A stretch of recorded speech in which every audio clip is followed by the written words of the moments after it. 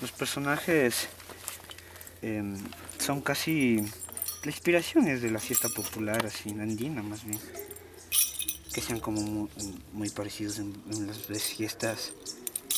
Entonces eso, y luego eso con una técnica de teatro que es la técnica del teatro balinés, así teatro de la India. Ellos son Ujú. muy parecidos a nosotros, verá, en el ritual, ¿no? Sobre todo.